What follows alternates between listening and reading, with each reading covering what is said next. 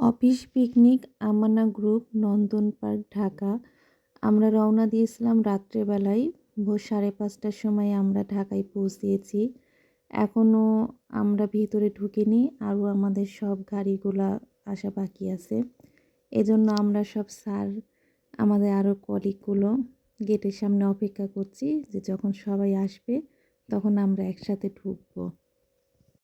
আসার সময় আমরা গাড়ির মধ্যে অনেক আনন্দ করতে করতে এসেছি।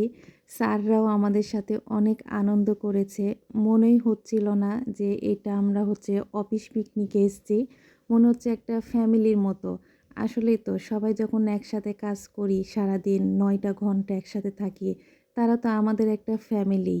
আমাদের ভিতরে আরও নতুন নতুন অনেক কিছু অপেক্ষা করছে।